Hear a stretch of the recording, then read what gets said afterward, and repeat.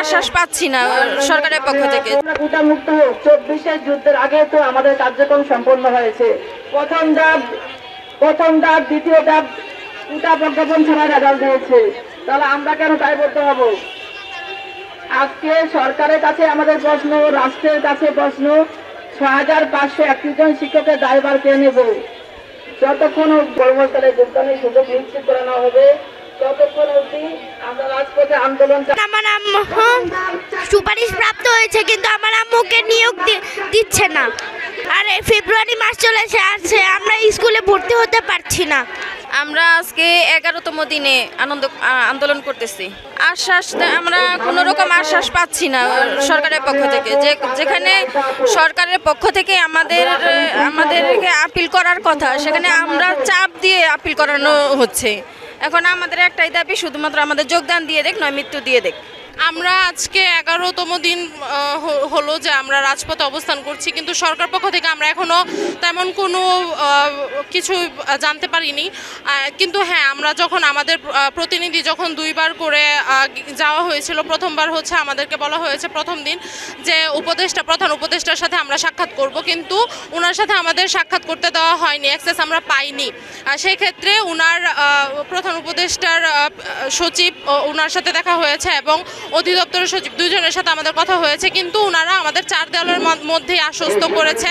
আমরা ওনাদেরকে বলার পর ওনারা গিয়ে তখন আপিল করেছেন। পরবর্তীতে আমাদের যারা সুপারিশপ্রাপ্ত ভাই বোনেরা আছে তাদের সাথে আমরা আলোচনা করে পরবর্তী কর্মসূচি আমরা অবশ্যই জানাবো।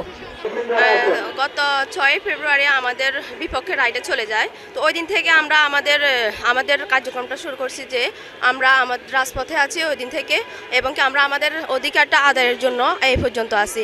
আজকে আমাদের একটা রায় দেওয়ার কথা, তো আমরা এই পর্যন্ত আশ্বস্ত আছি যে আমাদের পক্ষে রায়টা আসতে পারে।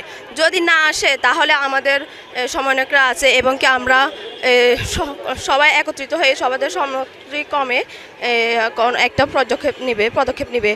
আমাদেরকে ওনারা 93 বলে আমাদের যে রেজাল্টটা আমাদেরকে যেভাবে সুপারিশপ্রাপ্ত করা হয়েছে ওই রেজাল্টটাই ওরা বাতিল ঘোষণা করেছে। রায় যদি আমাদের পক্ষে না আসে, আমাদের ন্যায্য দাবি, আমাদের যৌক্তিক দাবি, আমরা আমাদের দাবি আদায় না হওয়া পর্যন্ত এই রাজপথ ছাড়ছি না, ছাড়বো না। যে আমাদের যে প্রাথমিক বিদ্যালয়গুলোতে নারীদের অগ্রাধিকার দেওয়া হয়, মূলত এটা নিয়েই তো সমস্যা ছিল এবং এটা নিয়ে রিট করা হয়েছে এবং এটাকে কোটার সাথে মিলিয়ে দেওয়া হয়েছে। কিন্তু নারীদের অগ্রাধিকার দেওয়া একটা বিশেষ কারণে, আর কোটা দুইটা কিন্তু এক জিনিস না। প্রাথমিক বিদ্যালয়ে নারীদেরকে অগ্রাধিকার দেওয়া হয় বিভিন্ন কারণে। এখানে শিশুদের মনস্তাত্ত্বিক ব্যাপার জড়িয়ে আছে এবং নারী শিশুদের নিরাপত্তার কথা জড়িয়ে আছে। তো সব কিছু বিবেচনা করে দেশের বিজ্ঞ ব্যক্তিরা একটা বিধিমালা তৈরি করে এবং সেখান থেকেই নারীদেরকে এই অগ্রাধিকারটা দেওয়া হয়। এবং হঠাৎ করে কি এমন হয়ে গেল যে রাষ্ট্রের এই নারীদের অগ্রাধিকার দেওয়াটাকে যৌক্তিক মনে হচ্ছে না? কেন তাদেরকে এখন নারী শিক্ষিকার প্রয়োজন নেই? আজকে আমাদের শুধুমাত্র বলা হয় যে আমাদের নারীদের অগ্রাধিকার দেওয়া হচ্ছে।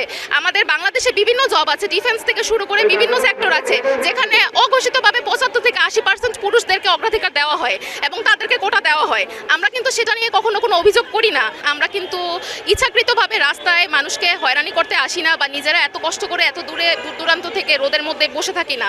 আমাদের এটা ন্যায্য অধিকার, আমাদের অধিকারটা আমাদের ফিরিয়ে দেওয়া হোক। আমরা সুন্দরভাবে শান্তিপূর্ণভাবে ঘরে ফিরে যেতে চাই আনন্দের সাথে। ধন্যবাদ।